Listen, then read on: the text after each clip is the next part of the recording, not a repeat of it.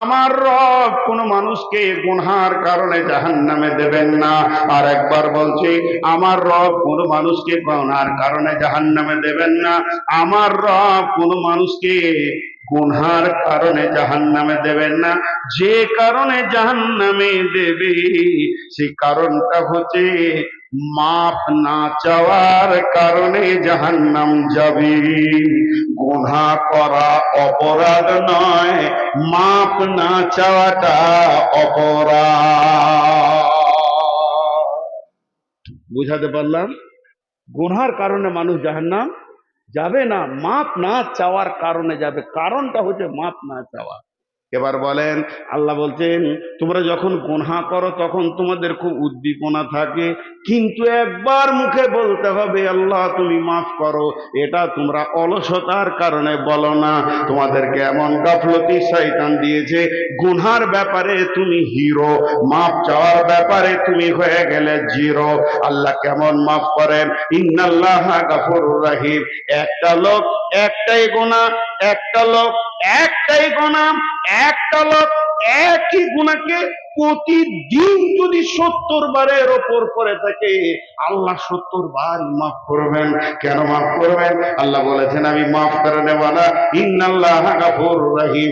তবে প্রত্যেকটি তওবাতে ইখলাস থাকতে হবে যে আমি এই গুনাহ আর করব না, আবার হয়ে গেছে।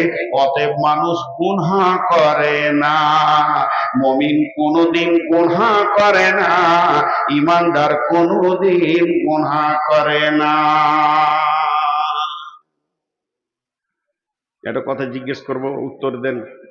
রোডে গাড়ি, বাস, ট্রাক, ডাম্পার এরা কি অ্যাক্সিডেন্ট করে? এতগুলো লোক কিচ্ছু বলছে না।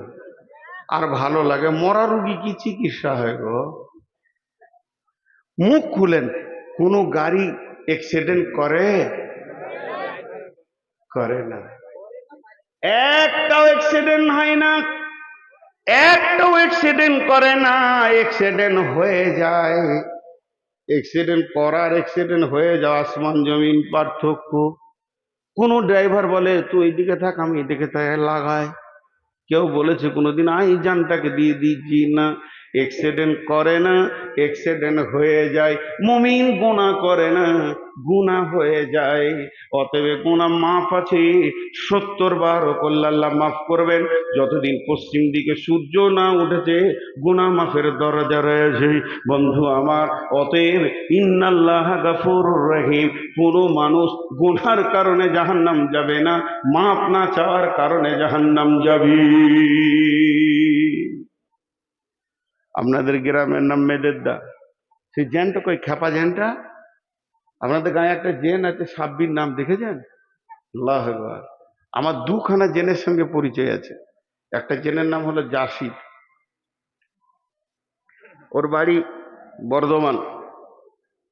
আগে ডাকলেই চলে আসতো, যেখানে বাংলাদেশে দেখেছি তাও গেছে। সত্যি জিন আর কি। ওর বয়স আবার 3600 বছর। 3600 বছর, 3400 বছর। তো যে কথাটা আপনাদেরকে আমি বলছি, ধরেন একদম বর্ষা, চারিদিকে পানি, থই থই, ঝড় বৃষ্টি চলছে, এখন কোনো জালসা নাই। ওই অবস্থায় যদি আমি এলাকায় ঘুরি তো মানুষ জিজ্ঞেস করবে কি ব্যাপার। আর জালসার সিজনে যদি ঘুরি তো মানুষ জানবে যে কোথাও জালসা আছে, এ মাল ঘুরছে মানে কোথাও মাইক বাজছে, ঠিক কি না? শামসি মসজিদে উজু করছি, তো একজন জিজ্ঞেস করছে জালসা করতে এসছেন? বললো না, শ্বশুর বাড়ি এসছি। কি বলবো, কিছু জায়গা দেখে প্রশ্ন করতে হয়। বর্ধমান হসপিটাল থেকে আমি নামছি, আমার স্ত্রী অপারেশন হয়েছিল গোল ব্লাডারে। আমি নামছি আর একজন সিঁড়িতে উঠছে, বসে ভালো আছেন? আজীব ব্যাপার, কি হয়েছে জিজ্ঞেস করেন। এটা কি ভালো থাকার জায়গা হাসপাতালটা? হাসপাতালে আছি মানে ভাবতে হবে কেন, কি কারণ। তো ঠিক ধরে নেন আমি অফ সিজনে চলে এসেছি, এসি মসজিদে উঠলাম। আর মসজিদে উঠেছি আর সাব্বির গেছে নামাজ পড়তে, বা ওর আব্বা গেছেন, ওর নানা গেছেন নামাজ পড়তে। হঠাৎ অবাক, এত বৃষ্টিতে কেন লোকটা তাল পাচ্ছে না। মাস্টার সাহেব নামাজ পড়তে পড়তে দেখে বর্ধমানই নয়, সবাই অবাক হলো। কিন্তু বন্ধু আমার, চারিদিকে বৃষ্টি, হোটেল টোটেল কিছু খোলা নাই, কোনো ওরকম টোটো ধরে এসে পৌঁছেছি মেয়েদের দেয়। রাত্রি তখন 10:30 বেজে গেছে, 8টা বেজে গেছি, 8:30 9টা বাজছিল। জাস্টা সাহেব বাড়ি গেলেন, বাড়িতে গিয়ে বলছে বর্ধমানি এসেছে, কিছু খাবার আছে কি? বিবিকে জিজ্ঞেস করছে, বিবি ফিস ফিস করে বলছে কিছু তো খাবার নাই গো, 2-3 পিস মাংস পড়েছে, ডিম আছে, ডিমটাকে অমলেট করে দিই। ওনাকে ডাকেন, ভাতটাকে একটু ওভেনে মাইক্রো ওভেনে গরম করে দিই। আচ্ছা ঠিক আছে, আমি একটা কিছু ব্যবস্থা করছি, আপনি ডাকেন। উনি একটা ছেলেকে পাঠালো, বাবা নূর মোহাম্মদকে ডেকে নিয়ে এসো, দেখো গা বর্ধমানি মসজিদে বসে আছি। একটা ছেলে এসে বলছে হুজুর চলেন, মাস্টার সাহেব ডাকছি। কিংবা ডাকছেন না, হাজি সাহেব ডাকছেন, গেলাম না। 2 নম্বরে একটা ছেলে এলো, আমি গেলাম না। 3 নম্বর একজনকে পাঠালো, আমি গেলাম না। 4 নম্বর একজনকে পাঠালো, আমি গেলাম না। আমাকে কত গুরুত্ব দিচ্ছে। 5 নম্বর একটা লোককে পাঠালো, যাও ডেকে নিয়ে এসো, আমি গেলাম না। পাঁচবার আমি গেলাম না। যে ডেকেছে তাকে আমি একদম নেকেট করে তেরে ধুমকে তাড়িয়ে দিলাম। কিন্তু হাজি সাহেব কত ভালোবাসেন, মাস্টার সাহেব কত ভালোবাসেন, অত রাত্রিতে ওই ঝিমঝিম পানিতে ছাতাটা নিয়ে এসে মসজিদে বলছেন ভাই সালাম আলাইকুম, আসেন, যেটুকু খাবার আপনার আমার কপালে আল্লাহ জুটিয়েছে 2 ভাইয়ে খেয়ে নেব। ঝাঁকি দিয়ে ছেড়ে নিলাম, গেলাম না। এইভাবে রাতটা চলে গেল, ক্ষুধার্ত অবস্থায় গেল। ফজরের নামাজ পড়ে আমি চায়ের দোকানে বসে বলছি মেয়েদের দালোক বেঈমান, এদের ইমান নাই, এদের কোনো চেতনতা নাই, মেহমানের প্রতি এদের কোনো গুরুত্ব নাই। আমি সারাটা রাত না খেয়ে থাকলাম, আমার ব্যাপারে কোনো খবর নিল না। একবার মুখ খুলে বলেন, আমার দাবিটা সত্য না আমার দাবিটা মিথ্যা? বলেন, দাবিটা মিথ্যা কিনা? সবাই যদি একবার মুখ খুলেন, কোনো গুনাহ হবে? হ্যাঁ ভাই, জোরে বলেন, সত্য না মিথ্যা? মিথ্যা। কেন? 5বার 6বার ডেকে পেল না। আমার রব বলছেন তোর কাছে আমাকে শিখতে হবে, মাফ করে ডিউটিটা আমার, তোর কাছে কি আমাকে চেতনতা নিতে হবে? আমার কি বিবেক নাই? আমার কি জ্ঞান নাই? তোর গোনা করেছিস তুই, মাফ করব আমি। তাই ফজরের সময় মসজিদ কি দিয়ে বললাম, আমার গোলামদেরকে আমার ঘরে ডেকে দে, আমি রব রেডি হয়ে গেছি তার গোনাকে মাফ করার জন্যে। তোকে আমি পাইনি। জোহরে ডেকেছি, তোকে আমি পাইনি। আসরে ডেকেছি, তোকে আমি পাইনি। মাগরিবে ডেকেছি, তোকে আমি পাইনি। তোর অলসতা কত বেশি ছিল, ঘুমাইয়ে কাজা করেছি ফজর, তখনও জাগিনি, তখনও জোহর খেলাই খেলাই কেটেছে আসর। মাগরিবে আজ শুনি আজান, জামাতে সামিল হও রে এসাতে, এখনো জামাতে আছে স্থান। তারপরও তোকে আমি এসাতেও ডেকে পাইনি। 5বার 5বার 5বার মুয়াজ্জিনকে দিয়ে ডেকে তোকে আমি পেলাম না। শেষকালে আমি রব তোকে কত ভালোবাসি রে, আমার উপরে ক্লেম লাগাস না। আমি রব কত মহব্বতের। তাহাজ্জুদের টাইমে সারা বিশ্ব যখন ঘুমিয়ে গেছে, আমি রব তোর দরজায় দাঁড়িয়ে আছি আর বলেছি গোলাম ওঠ, একবার উজু করে 2 রাকাত নামাজ পড়ে বল রব্বানা ফাগফির লানা যুনুবানা। আমি রব নিজে এসেছি তোর ঘরের দরজায়। পাপ করেছিস তুই, আগুন জ্বালিয়েছিস তুই, পাপের আসামি তুই, আমি হলাম রব, আমি তোকে কত ভালোবাসি রে। তোর পাপে আগুন জ্বলছে কিন্তু আমি রবের শান্তি হচ্ছে না। আমি তোর দরজায় ডাক দিয়েছি, তখন তুই গরুর মতো নাক ডেকে ঘুমিয়েছিলি। অতএব কোন মানুষ জাহান্নাম গুনার কারণে যাবে না, যাবে অলসতা করে। রবের কাছে সে ক্ষমা চাইনি। আমাদের রব 70 বছরের কঠোর মুশরিককেও মাফ করতে পারেন। তার প্রেমে যদি কেউ জড়িয়ে যেতে পারে, এর থেকে প্রেমিক রব আর কেউ নাই। গোলাম, তখন তুমি অলসতার ঘুম দিয়েছ, তোমাকে আমি পাইনি যে একবার তুমি চোখের পানিতে আমার কাছে কাঁদবি। চোখ আঁকো, এঁকে দেবে, তাহলে চোখের একটা রূপ আছে। মানুষের পা আঁকো, এঁকে দেবে, তাহলে তার একটা রূপ আছে। পেট, পিঠ ইত্যাদি আঁকা যাবে, কিন্তু ওটা দেহের ভিতর আছে, ওর নিজস্ব কোনো রূপ নাই, দেখা যায় রং আছে, তার নাম হলো ব্লাড। তার নাম কি? ব্লাড, রক্ত। ও রং আছে, কিন্তু কেমন, লম্বা, সরু, গোল, কেমন, ওর নিজস্ব কোনো রূপ নাই। তবে ব্লাড কি করে? প্রত্যেকটা পার্টসকে সতেজ রাখে। যদি আপনার হাতে ব্লাড সার্কুলার বন্ধ হয়ে যায় তো প্যারালাইসিস হয়ে গেল। জি, তো ঈমান হলো আমলের ব্লাড। ঈমান হলো আমলের ব্লাড।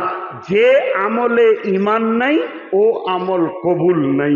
ঈমানের সঙ্গে নামাজ না পড়লে কবুল নাই, ঈমানের সঙ্গে রোজা না রাখলে কবুল নাই, ঈমানকে সঙ্গে নিয়ে হজ না করলে কবুল নাই, বেঈমান হালাতে তেলাওয়াত করলে কবুল নাই, বেঈমান হালাতে উমরা করলে কবুল নাই, বেঈমান হালাতে দান করলে কবুল নাই। মানে ইসলামের যতগুলো নীতি, যতগুলো আদেশ, যতগুলো নিষেধ, যতগুলো হুকুম, যতগুলো করা যাবে, যতগুলো করা যাবে না, এটা জায়েজ, এটা না জায়েজ, এটা সুন্নত, এটা ওয়াজিব, এটা ফরজ, এটা নফল, সব জায়গায় কে ঢুকে থাকবে? জোরে বলেন, কে থাকবে? এটা জোরে বলা হলো? আমি পানি খাই, দেখি আপনাদের জোর হয় নাকি। দাঁড়ান, আমি পানি খাই। সমস্ত আমলগুলোকে সতেজ করবে, তার নাম কি? ঈমান। আমি আজকে আপনাদেরকে বুঝাতে পেরেছি, এর জন্য আমি অনেক অনেক অনেক শুকরিয়া করছি আল্লাহর কাছে। ঈমানের একটা ক্ষমতা বলি, আমি এখন মাইকে বলছি সুসংবাদ, সুসংবাদ, সুসংবাদ। একজন যুবক উঠে বলছে কি সুসংবাদ? বলে চলে এসো, তোমাকে স্টেজে কেটে 3 পিস করা হবে। আচ্ছা, ও সুসংবাদ হলো? মওত থেকে বাঁচার জন্য মানুষ পেরেশান। কিন্তু একটা ঘটনা শুনেন। একজন মহিলা বিশ্ব নবীর কাছে এসে বলছেন, ইয়া রাসূলুল্লাহ, আমাকে পাক করে দেন। নবীজি মুখটা ফিরিয়ে নিলেন। এরপরে আবার ওই দিকে গিয়ে নবীজির সামনাসামনি হয়ে বলছেন, আমাকে পাক করে দেন। নবীজি মুখটা ফিরিয়ে নিলেন। আবার সামনে গিয়ে বলছেন, ইয়া রাসূলুল্লাহ, আমাকে পাক করে দেন। নবীজি বললেন, তুমি কি এমন নাপাকের কাজ করেছো যে আমাকে তোমাকে পাক করা লাগবে? মেয়েটি বলে দিলেন, ও দয়ার নবী গো, যে কাজ করলে মহিলারা মা হয়ে যায়, যে কাজের কারণে মেয়েদের পেটে বাচ্চা এসে যায়, আমার দ্বারা ওই রকম অপরাধটা হয়ে গেছে। আমার পেটে বাচ্চা এসে গেছে, আমি অন্তঃসত্ত্বা হয়ে গেছি। নবীজি, আপনি আমাকে পাক করে দেন। বিশ্বনবী বললেন, যাও, তুমি ফিরে যাও। বাচ্চাটা যেদিন জন্ম নেবে সেই দিন তুমি আসবে।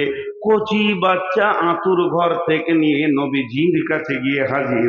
ইয়া রাসূলুল্লাহ, এটা আমার পাপের ফল, আমি পাপ করেছি, তার ফল আমি পেয়ে গেছি, এবার আমাকে পাক করে দেন। বিশ্বনবী বললেন, ফিরে যাও, কারণ মাসুম জানে না তার মা বিদায় নিতে চলেছে, আমি তার পৃথিবীর বিকল্প খাবারটাকে কেড়ে নিতে পারি না, তুমি ওকে 2.5 বছর দুধ পান করিয়ে নাও। মেয়েটি আবার চলে গেল, 2.5 বছর তাকে দুধ পান করানো হলো। ওই বাচ্চাটাকে নিয়ে হাতে একটা টুকরো রুটি দিয়ে রুটি বাচ্চা ছিঁড়ছে, এটা দেখিয়ে বলছেন, ইয়া রাসূলুল্লাহ, এবার আপনি আমাকে পাক করে দেন। এই মেয়েটার কাছ থেকে ছেলেটা নিয়ে কোনো একটা সাহাবীর জিম্মাতে নবীজি দিয়ে দিলেন এবং বললেন, ওকে পাহাড়ের ধারে নিয়ে গিয়ে তোমরা রজম করে দাও। মেয়েটাকে পাথর ছুঁড়ে মারা হলো। একটা সাহাবী পাথর ছুটতে ছুটতে উটের হাড় ছুঁড়ে দিয়েছিল, আর মেয়েটার কপালে কিংবা দেহে লেগে ফ্রিঙ্কি দিয়ে রক্ত এসে ওর জামাতে পড়ে যায়। বিশ্বনবীর কাছে এসে বলেন, ইয়া রাসূলুল্লাহ, ওই নাপাক মেয়েটার কাপড় রক্ত আমার শরীরে লেগে গেছে। বিশ্বনবী বললেন, কি বলছো? তুমি নাপাক বলছো। কি বলছো? তুমি নাপাক বলছো। একবার ভেবে দেখলে না মেয়েটার ঈমান কত স্ট্রং। তিনবার মওতের মঞ্চে সে এসেছে। সে তো জানে আমাকে পাথর ছুঁড়ে মারবে। সে তো দেশান্তর হয়ে যেতে পারতো, পালিয়ে যেতে পারতো। তাকে তো বন্দি জীবন করে রাখা হয়নি। তার ঈমান কত স্ট্রং, এই রকম মতকে সে গ্রহণ করে নিয়েছে। আখিরাতের জাহান্নামকে সে চোখে দেখেছে, আর দুনিয়ার আযাবকে গ্রহণ করে নিয়েছে। হে আমার সাহাবী, এই মেয়েটি তওবা যদি হিজাজবাসীকে দিয়ে দেয়া হয়, সকলের গুনাহ মাফ হয়ে যাবে। অতএব এই রকম একটা মেয়ে, ঘটনা থেকে আমরা কি পেলাম? ঘটনা থেকে আমরা কি চেতনা পেলাম? ঘটনা থেকে একটা চেতনা পেলাম, ঈমান মজবুত হলে আপনার আমার জন্য মওতের মঞ্চ দেখতে হবে না। ঈমান আমাদেরকে ওই জায়গায় পৌঁছে দেবে যে জায়গায় আল্লাহ রাজি আছেন, রসুল রাজি আছেন। ঈমান একটা স্ট্রং ক্ষমতার নাম। মসজিদে ঢুকাইকে ঈমান, রোজা রাখাইকে ঈমান। আল্লাহ তো সবই করেন, তো ঈমান এমন একটা স্ট্রং জিনিস দিয়েছেন শরীরের ভিতরে। পাপ থেকে মুক্ত রাখেন কে? ঈমান। আপনি তাস খেলতে পারবেন, আমারও তো 10টা আঙ্গুল আছে, তাস খেলতে আমি পারবো না? আপনি মদ খেতে পারবেন, আমি কেন পারবো না? কিন্তু এই যে রুখে যে রেখেছে, মদের বোতলে হাত দিতে দেয়নি, তার নাম কি? ঈমান। আমার ভূমিকার অবস্থাটা শেষ হয়ে গেল, এবার আমি আয়াতে যাব। আয়াতে যাওয়ার আগে একটা উদাহরণ দিব। ক্যান্সার নামে একটা রোগ আছে পৃথিবীতে। এখন ক্যান্সারকে বিজ্ঞানীরা বলছে নরমাল অসুখ, সুস্থ হয়ে গেছে মানুষ। তারপরও বোঝানোর জন্য বলছি, একটা দেহ আর একটা ঈমান, দুটো জিনিসকে পাশে পাশে রাখছি। একটা দেহ, একটা ঈমান। ইবাদত করবে কে? দেহ। করাবে কে? ঈমান। দুটোকে পাশে পাশে রেখে বলছি, কোন একটা ব্যক্তির এই মেদেরদা বাড়ি, তার ক্যান্সারের ভাইরাস হয়ে গোটা শরীর পচে ক্যান্সারের জীবাণুতে একদম গোটা দেহ তিল তিল হয়ে পোকায় ভর্তি হয়ে। ডাক্তার এরকম রিপোর্টটা হাতে ধরে বলছে, ও হার্ডলি 2 মাস, 1.5 মাস, না হলে হার্ডলি 2 মাস দুনিয়া ছাড়বে। এর আর পৃথিবীতে কোনো মেডিসিন বিকল্প কিছু নাই যে একে কেউ বাঁচাতে পারবে। ডাক্তার বলে দিল। তার আত্মীয় স্বজন সবাই জেনে ফেলেছে, শ্বশুর কুল, বাপের কুল, মায়ের কুল, মামার বংশ সবাই জানে যে আব্দুল সালামের ক্যান্সার হয়ে গেছে, আর বাঁচবে না।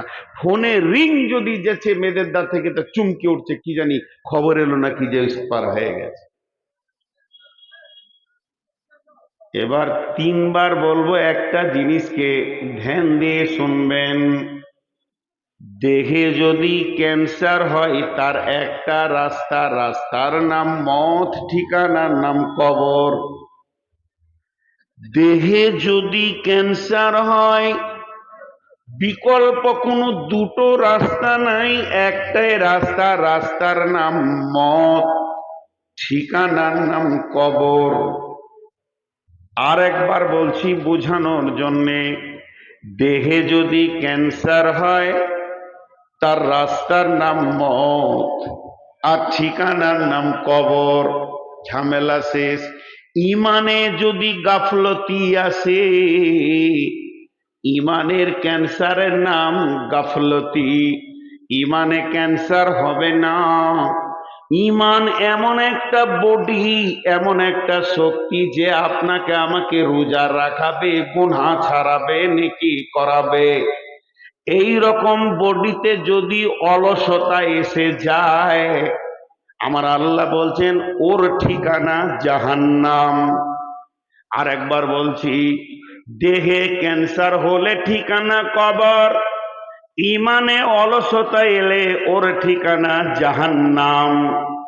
ইমানে ইমানে অলসতা এলে ওর ঠিকানা জাহান্নাম।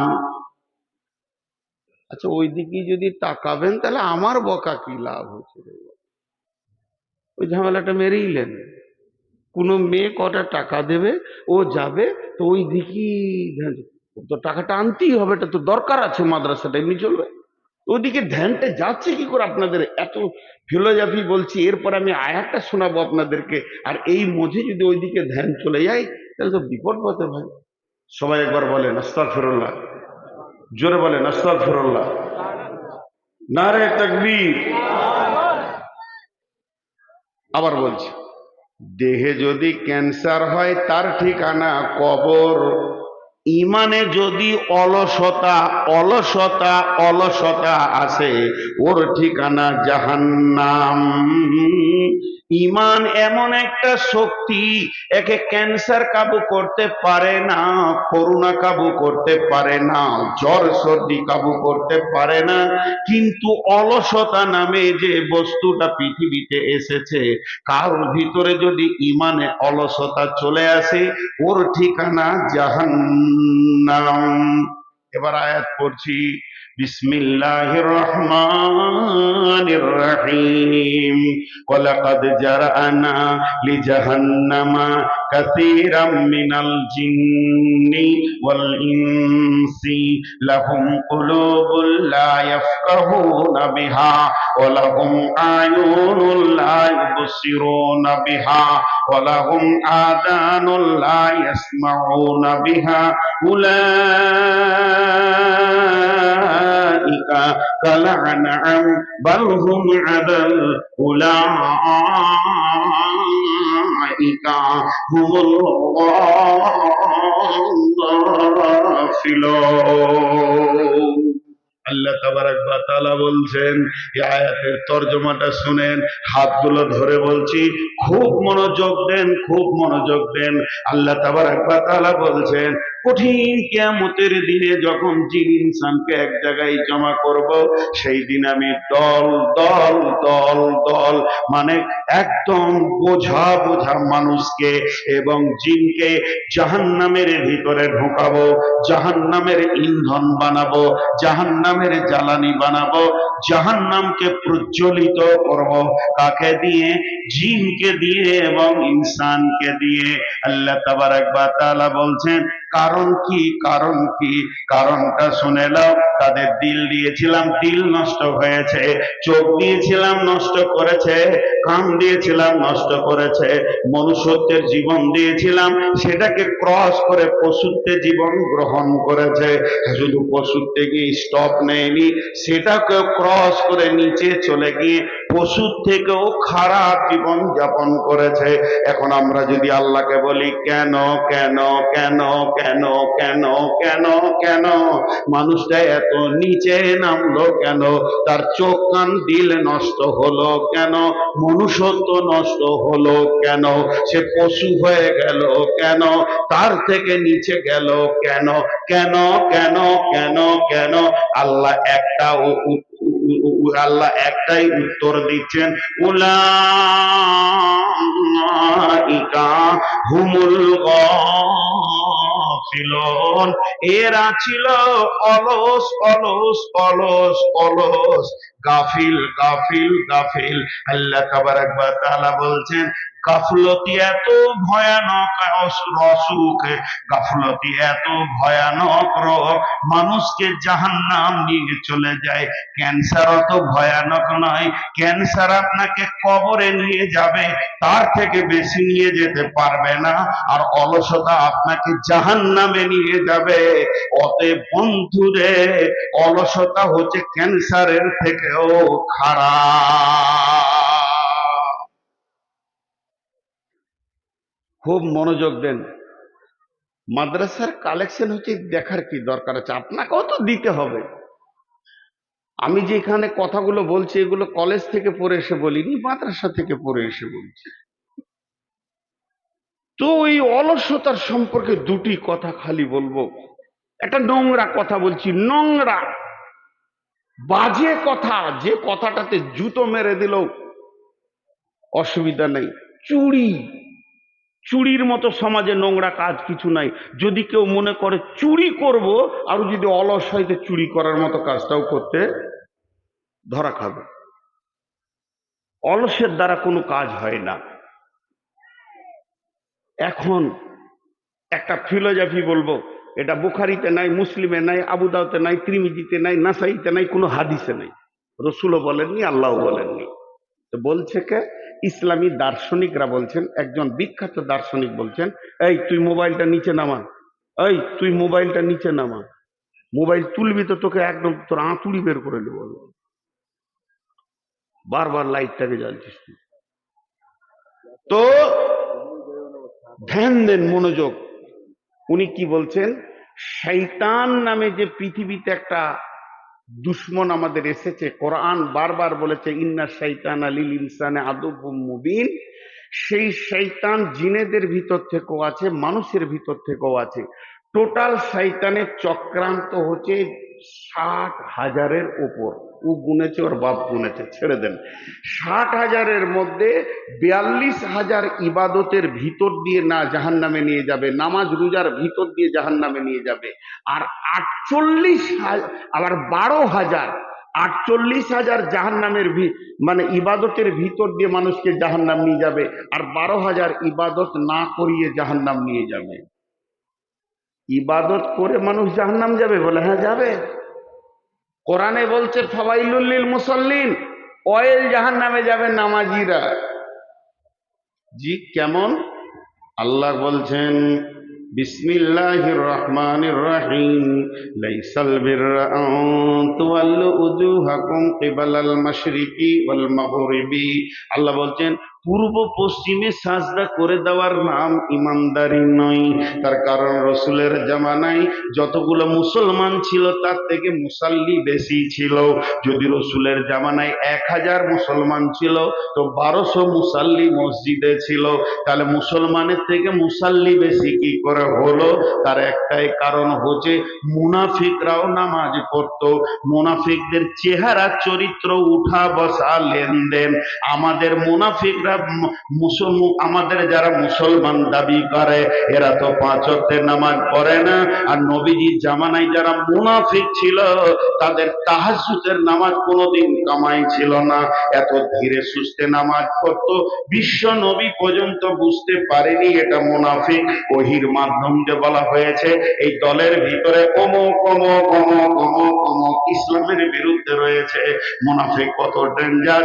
আল্লাহ কাফের মুশরিককেও মাফ করতে রাজি আছেন যদি কেউ খালেস তওবা করে, মাফ করেন। কিন্তু মুনাফিক এমন একটা, বিশ্ব নবী মুনাফিকের জানাজায় গেছিলেন, কারণ বশত গেছিলেন।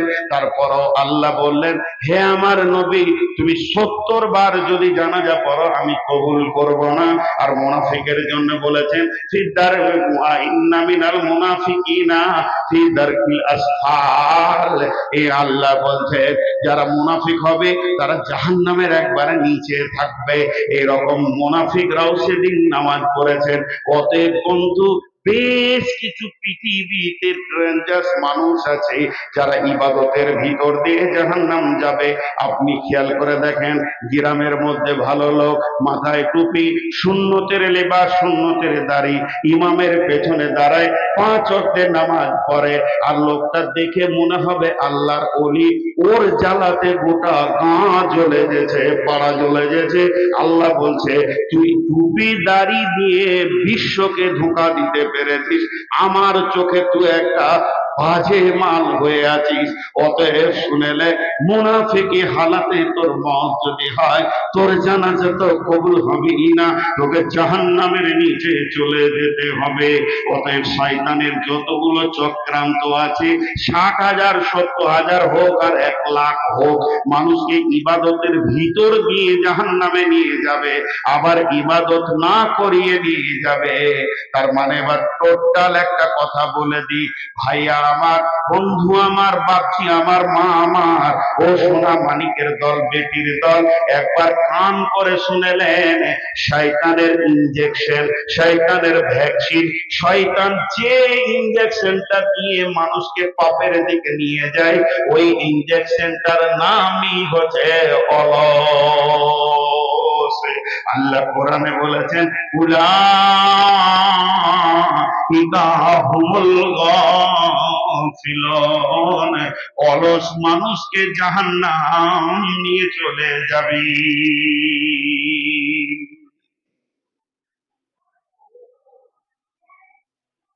মা বোনেরা কথা বলিয়েন না গো ভাই, আপনাদের বিরক্ত লাগছে?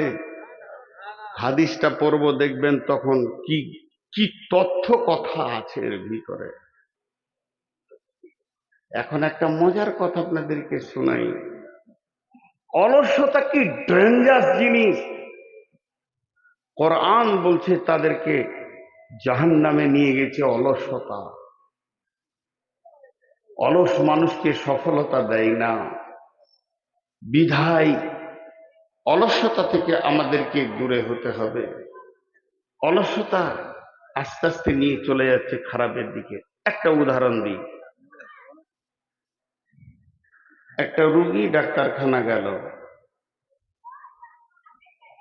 আপনারা আমার সঙ্গে মনোযোগ দেন। একটা রুগী ডাক্তারখানা গেল, ডাক্তার জিজ্ঞেস করলো কি হয়েছে। ছোট কথা, কি হয়েছে? রুগী কি কি বলছে আমার দিকে গুনবেন আপনার, আমি জিজ্ঞেস করব কটা বললো। রুগী বলছে ঘুম হয় না, ঘন ঘন পেচ্ছাপ, খেতে ভালো লাগে না, এনার্জি লস, মাথা চক্কর দিছে। কয়টা বললো? আরেকবার বলি, ঘুম হয় না, ঘন ঘন পেচ্ছাপ, মাথা চক্কর দিছে, এনার্জি লস, খেতে ভালো লাগছে না। কয়টা বললো? ডাক্তার একটা বলছে সুগার। ডাক্তার কটা বললো? রুগী বুঝে নিল এই যে কি মাস্তান আমার ভিতরে ঢুকেছে, ও একাই পাঁচখানা কাজ করছে। বুঝে এলো? জোরে বলেন, বুঝে এলো? যে বডিতে সুগার ঢুকে যাবে পাঁচখানা টাওয়ার ধরবেও। কারণ আমি সুগারের আজকে 12-14 বছরের রুগী। সুগার যেন ভিতরে মাস্তানের মতো ফুটবল খেলবে, ভলি খেলবে, ক্রিকেট খেলবে। সুগার যেন কবাডি খেলবে, হাডুডু খেলবে, দেহটাকে নিয়ে ওকে পাঁচখানা কাজ করবে। আল্লাহ তাবারাক ওয়া তাআলা বলছেন এটা তো দেহের ভিতরে করবে রে বন্ধু, কিন্তু যে ইমানের ভিতরে অলসতা ঢুকে যাবে, যে ইমানের ভিতরে অলসতা ঢুকে যাবে, চোখকে বন্ধ করবে, কানকে বন্ধ করবে, দিলকে নোংরা করবে, যে ওকে মানুষ থেকে বের করে পশুর জগতে নিয়ে চলে যাবে, পশুর থেকেও খারাপ জায়গাতে পৌঁছে দেবে। শেষকালে লোকটা জাহান্নাম যাবে। অলসে যখন সুগারে যখন কিডনি নষ্ট হবে পাঁচটা খেলতে খেলতে, শেষকালে কবরে নিয়ে যাবে। আর এই লোকটাকে শেষকালে অলস জাহান্নামে নিয়ে যাবে। এবার চলে না একটা পড়ি আর একবার, বিসমিল্লাহির রহমানির রহিম।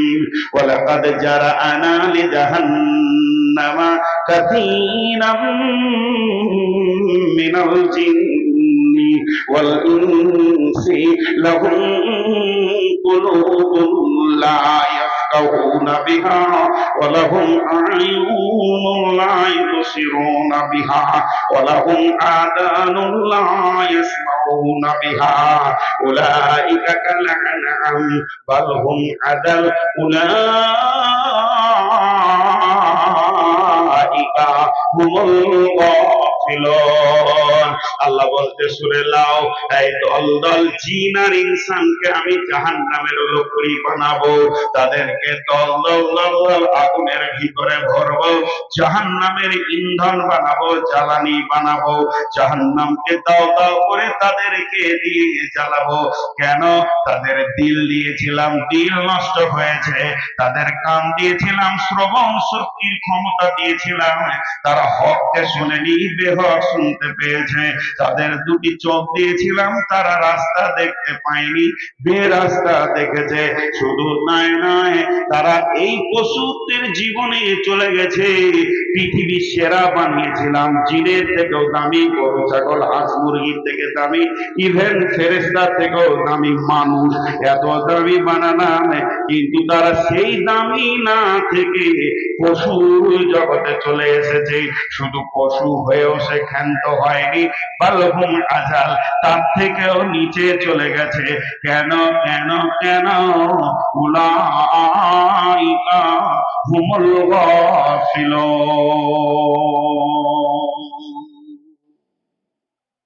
অলসতার সোপান করেছে।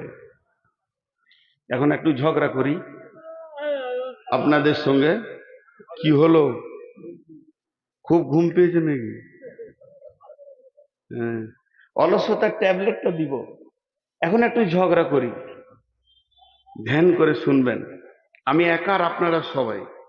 ঝগড়াটা কি করব খুঁজে বার করি। আমি আপনাদেরকে বলছি আপনারা গরু। এবার কত রাগ হয়েছে বলেন তো? কত বড় সাহসী বর্ধমান থেকে এসে এত লোকে গরু বললে। তখন আপনারা ওখান থেকে বলছেন মারা তো যাবে না, মেহমান মানুষ। তো ওখান থেকে একজন ফট করে বলছে তাহলে তুই কুত্তা। কেমন ঝগড়া শুরু হলো। এখন আমাকে কুত্তা বলেছে, আমার আর রাগ থাকছে না, তাহলে তোরা গাধা। এতক্ষণ তো হালাল প্রাণী বলছিলাম, এবার হারাম বলে দিলাম। তখন ওই দিক থেকে একজন ফাঁকে থেকে মাথা নামা করে বলছে তুই শুয়ো। ঝগড়াটা ভালোই চলছে। এখন আমি বলতে চাইছি, কেউ কারো উপরে কমন করব না। ঈশ্বর, ও গাধা, ও বিড়াল, ও ছুঁচা, ও ইঁদুর, আমি আপনাকে বলবো না, আপনি আমাকেও বলিয়েন না। ঝগড়া মিটে গেল। একটা কষ্টি পাথর দিব আপনাদের হাতে।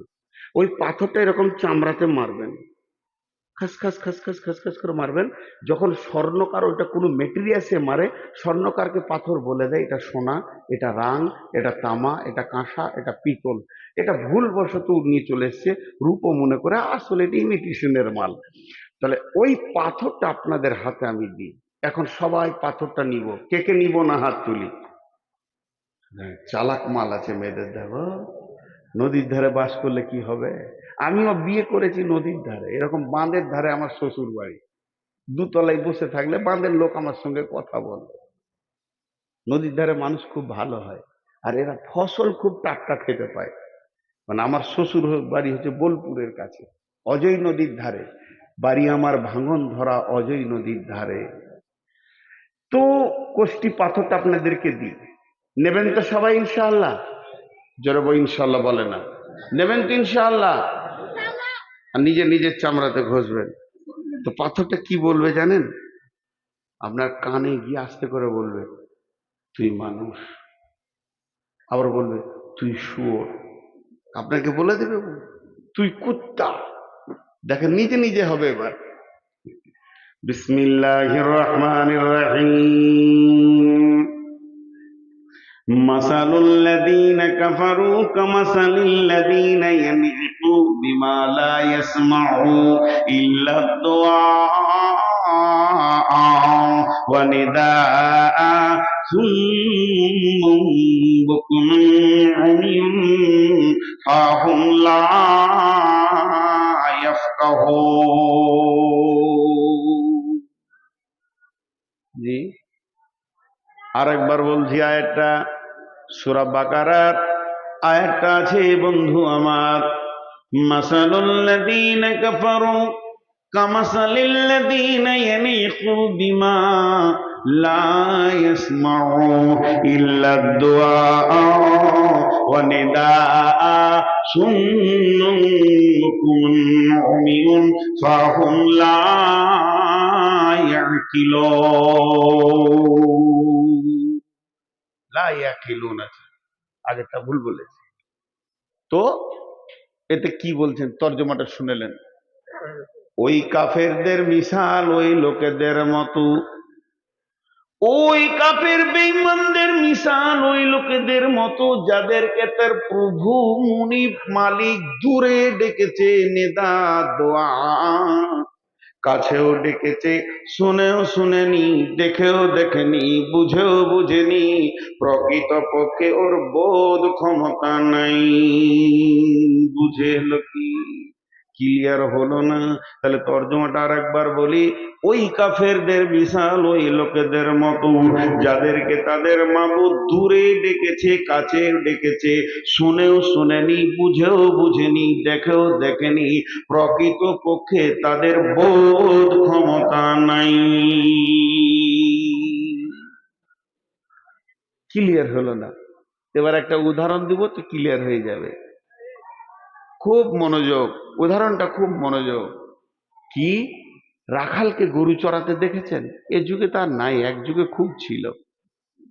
রাখাল নদীর ধারে গরু চড়াচ্ছে, 20খানা গরু ওর চড়ছে, আর ও একটা বরগাছের ছায়াতে বসে বাঁশি বাজাচ্ছে, আনন্দ করছে, গান করছে। ওর একটা গরু লাল লাল টমেটোর দেখতে পেয়েছে আপনার গ্রামের মাস্টার সাহেবের জমিতে, বেড়া দেওয়া আছে, টমেটোর ঝুলছে। গরু তো, ওকে ওটা খেতে মন গেছে, তো শিঙে করে বেড়া খুলছে, ঢুকবে, টমেটোর খাবে। পেছন থেকে রাখাল ডাক দিয়েছে, ওই ঘোর। গরু কি কলেজে পড়ে এসছে ঘুরবে? ঘুরবে? ঘুরলো না।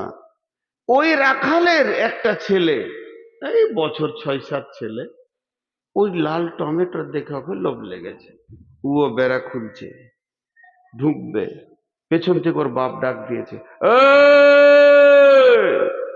ঘুরবে কি ঘুরবে না? যারা বলেন। কোরআন বলছে দুটোর মধ্যে পার্থক্য কি? গরুটার দিল আছে, ওরও দিল আছে।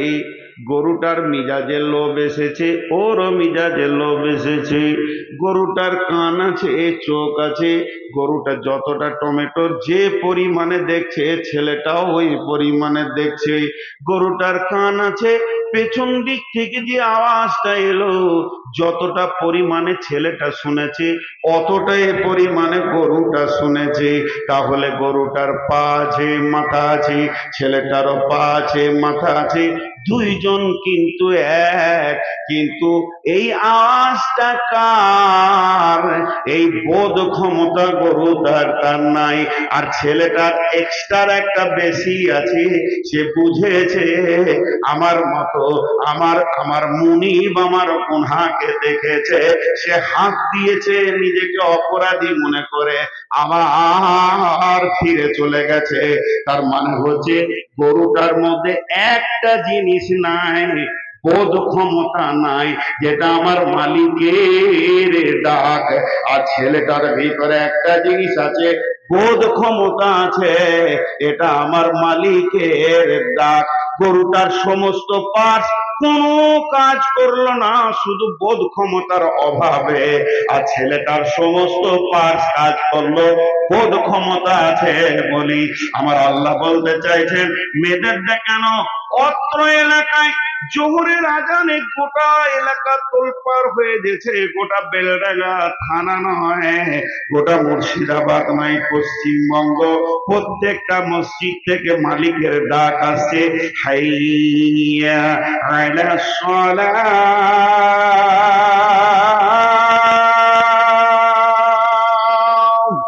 এই ডাক শোনার পর যতজন এসে মসজিদে উবুর হয়ে পড়ছে, মাবুদের ডাক শোনার পর, মালিকের ডাক শোনার পর, গুনহার ময়দান থেকে রিটার্ন হয়ে এসে মসজিদে সাজদায় পড়ছে।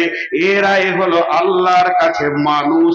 আর যতজন মাবুদের ডাক শুনে ফিরে আসতে পারে না, এরাই হলো শূকর কুকুরের থেকেও খারাপ। এবার নিজে নিজে বুঝেলেন, কষ্টি পাথরটা গায়ে মারেন, যে নিজেকে বলেন। আমি নিজেকে বলি, নূর মোহাম্মদ, তোর মাবুদ যখন তোকে ডাকে তুই যাস? হ্যাঁ যাই। তুই মানুষ। নূর মোহাম্মদ, তোর মাবুদ আজকে এসআই ডেকেছিল, গেছিলি? না আমি যাইনি। তুই শুয়োর কুকুরের থেকেও খারাপ। একটা গল্প শোনাবো।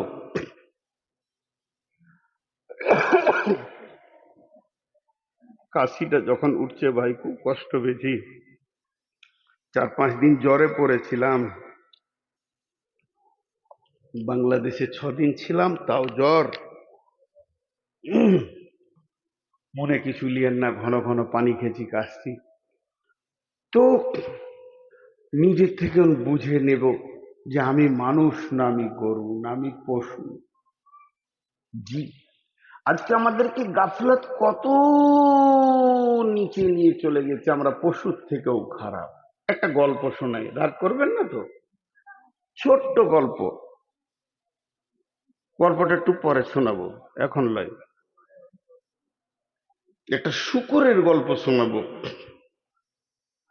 তো মনুষ্যত্ব থেকে পশুত্বে চলে গেছি, আগেই শুনিয়ে দিই। এটা হাদিস নয়, কোরআন নয়, তফসির নয়, কিছুই নয়, গল্প গল্প গল্প গল্প। বলবেন না যে নূর মোহাম্মদ বলেছে মানে বুখারিতে আছে, কিছু বলছেন নাকি? কোথা দিবে আলুর বস্তায় গলা?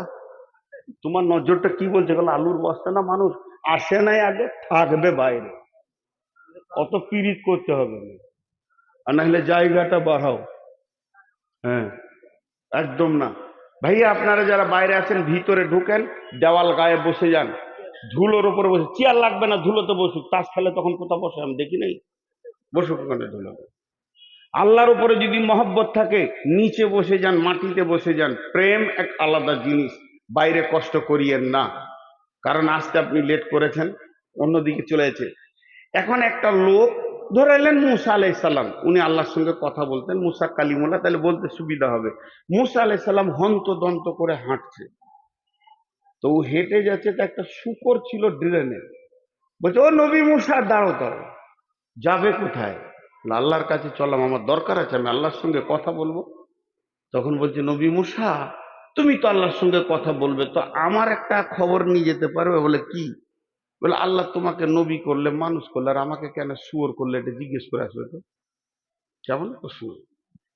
মাঝে আবার বলছি, নবীর নাম নিয়ে বলছি, তারপর এটা ভাববেন না হাদিস, এটা জ্ঞান দিচ্ছি গল্পে। নবী মুসা চলে গেল তুর পাহাড়ে, আল্লাহর সঙ্গে যত কথা ছিল কথা টথা সেরে নিয়ে পাহাড় থেকে নেমে আসে, তা আল্লাহ বলছে এই তোকে কেউ কিছু বলেনি? বলে হ্যাঁ, একটা শুকর বলেছিল। বলে উত্তরটা নিয়ে যা, ওকে বলে দিবি আল্লাহুস সামাদ, আমার একটা নাম আছে, আমি কাউকে তাওয়াক্কা করি না, আর কোনো বিষয়ে আমাকে কারো দায়বদ্ধতা গ্রহণ করি না, আর আমাকে কাউকে জিজ্ঞেস করতে হবে যে দুনিয়া করতে হবে, এটা আমার বিষয় নয়। আমাকে যাকে যা মন যাবে তাকে তাই বানাবো, ফাইসালা আমার হাতে। আর তবেই তো আমি আল্লাহ, সার্বভৌমত্ব আমি একচ্ছত্র মালিকানা রাখি, কাউকে কিছু আমি দায়বদ্ধ নাই যে তার এই ব্যাপারে আমাকে উত্তর দিতে হবে। এটাই আমার আল্লাহ, এটাই আমার আমিত্ব, বলে দিস। ঠিক আছে বলে দিব, আমি তো পিয়ন, ও বলেছিল বললাম, আপনি বলছেন বলে দিব। নবী মুসা চলে আসছে, বলছে দাঁড়া, ওকে একটা প্রাইজ দিব, নিয়ে যা। নবী মুসা বলছে আল্লাহ, শুয়োরকে প্রাইজ? বলে তোর আবার হিংসা হচ্ছে নাকি? চুপ করে ধৈর্য ধরে লে, দেন। বলে কোনো মাল নয়, একটা কথা, ওকে গিয়ে বলবি আল্লাহ তোকে মানুষ বানাবে, মানুষ, তুই যা চাইবি তাই দিবে। আল্লাহ না শব্দটা বলবে না, আল্লাহ ওয়াদা দিয়েছে মানুষ বানানোর পর, না শব্দটা বলবে না। তুই যা চাবি হ্যাঁ, চাংটা নিবি হ্যাঁ, না বলবে না। খালি একটা শর্ত তোকে মেনে নিতে হবে, তোকে ইমান দেবে না, তোর ইমানে অলসতার ঘুম ধরিয়ে দেবে, ইমানটা দেবে না, বাকি সব দেবে। এবার নবী মুসা পেরিয়ে আসছে, শুকরটা বলছে খবর কি? বলছে বেশি প্রশ্ন করিস না, চামড়া ছিলে দেবে। আল্লাহ রেগে গেছে, আল্লাহর ব্যক্তিত্ব ব্যাপারে তুই হাত দিয়েছিস। হ্যাঁ, তবে তোর একটা সুসংবাদ আছে। কি? ও ড্রেন থেকে লাফিয়ে উঠেছে, গোটা গায়ে কাদার খিঁচে পেচ্ছাপ পায়খানাতে ভর্তি। কি? বললে একটা সুসংবাদ আছে। বলে বলো। বলে তোকে বলবো, তুই বলবি হ্যাঁ, আর আমি আল্লাহকে বলবো রব্বানা, সঙ্গে সঙ্গে তোকে মানুষ বানিয়ে দেবে আল্লাহ। আল্লাহ কথা দিয়েছে তোকে মানুষ বানিয়ে দেবে। শুকরটা খুব খুশি, বলে হ্যাঁ, তুই রাজি আছিস কি? তুই খালি বলবি হ্যাঁ, আর আমি নবী হিসেবে বলবো রব্বানা, আর আল্লাহ তোকে সঙ্গে সঙ্গে সেকেন্ড লাগবে না, একটা সুশ্রী মানুষ করে দেবে। কিন্তু একটা শর্ত আছে। হ্যাঁ, আবার শর্ত এর ভিতর বলে, হ্যাঁ, তুই যখন মানুষ হয়ে যাবি, তুই যখন মানুষ হয়ে যাবি সঙ্গে সঙ্গে তুই আল্লাহর কাছে যা চাইবি তাই পাবি। তুই যদি বলিস 20খানা কোচের মালিক হব, রেল মালিক হব, বিমানের মালিক হব, চাঁদের মালিক হব, জমি জায়গা টাকা পয়সা, ধনীর দিক থেকে পৃথিবীর সেরা ধনী বানিয়ে দেবে। যদি তুই বলিস নেতা হব, পৃথিবীর সারা পৃথিবীর সব থেকে বৃহত্তর নেতা তোকে বানাবে। যা চাইবি তাই পাবি, যা চাইবি তাই পাবি, যা চাইবি তাই পাবি। ছেলে পাবি, বিবি পাবি, বউ পাবি, বিটি পাবি, সোনা দানা তো তোর ঘর বাড়ি ভরে দেবে রে। আল্লাহ ওয়াদা করেছেন, আল্লাহর ওয়াদা মিথ্যা নয়।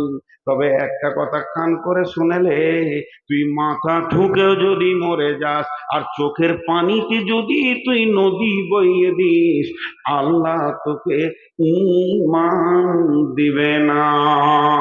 তোকে মানুষ বানাবে কিন্তু বেঈমান মানুষ বানাবে। যে শক্তিটা থাকলে নামাজ হয়, যে শক্তিটা থাকলে রোজা হয়, যে শক্তিটা থাকলে হজ হয়, যে পাওয়ারটা থাকলে সুদ জুয়া বাঁচা যায়, লুচ্চামি রান্ডি ওই থেকে বাঁচা যায়, যে শক্তিটা থাকলে আপনার কিনা জুয়া থেকে বাঁচানো যায়, মদ থেকে নিজেকে বাঁচানো যায়, ওই শক্তি পাওয়ারটা তোকে দেবে না, বাকি সব দিয়ে দিবি।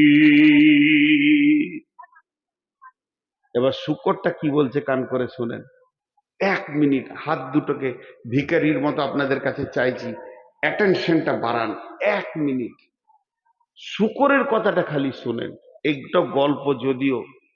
শুকর বলছে, ও নবী মূসা, ও আল্লাহর ওলি, থাক থাক থাক, আমার জন্য দোয়া করতে হবে না।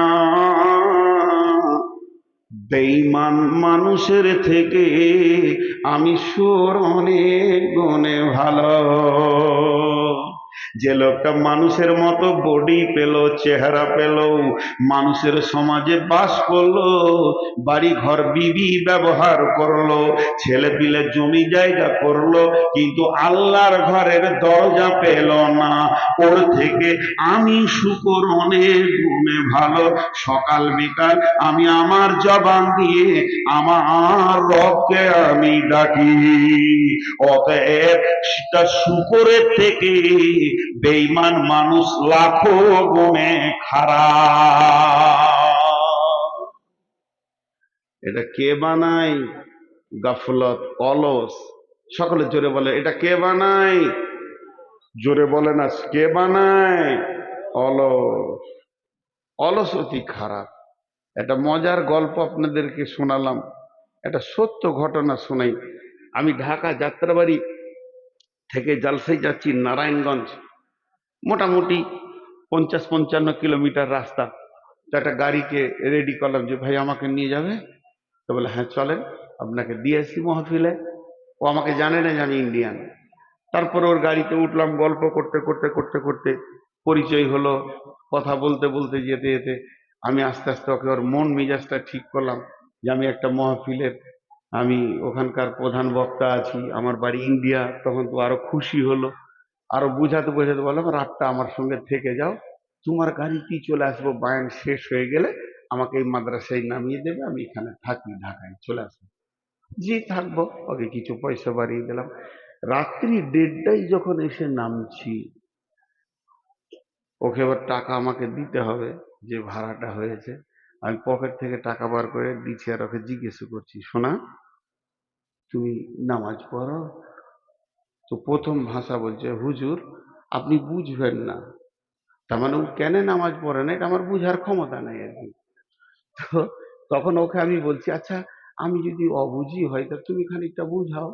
তো বলছে, আমি সাইদাবাদে থাকি, সকালবেলায় উঠি, গাড়িটাই আমার, কোনো মালিকের নাই, আমার নিজের, এটাই আমার রুজি রুটি। দুটো ছেলে স্কুলে পড়াশোনা করে, তাদেরকে ভর্তি করেছি, একটা বাচ্চা আছে কোলে, স্বামী স্ত্রী, খাওয়া দাওয়া এই গাড়ির ওপরে। গোটা ঢাকা ধরতে ধরতে ধরতে ধরতে বিভিন্ন ঢাকার জায়গার নাম করলো, এই ঢাকা ড্যাবড়া, এই ধামড়াই, অমুক তসুক, ঘুরতে ঘুরতে রাত হয়ে যায়। বলে দিলে আমাকে।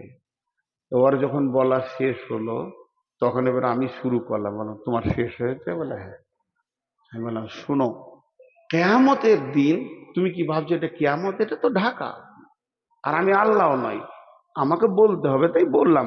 তোমার জান্নাত জাহান্নামের মালিক আমি নই, জান্নাত জাহান্নামের মালিক আল্লাহ। তা বলো, আল্লাহ তোমাকে কিয়ামতের মাঠে বলবে যে তুমি নামাজ পড়োনি কেন? তখন তুমি আল্লাহকে প্রথমেই বলবে যে আল্লাহ আপনি বুঝবেন না। বলছে তা তো বলা যাবে না। আমি তো ফাইসালা তো ওর হাতে, জান্নাতটা তো তার হাতে।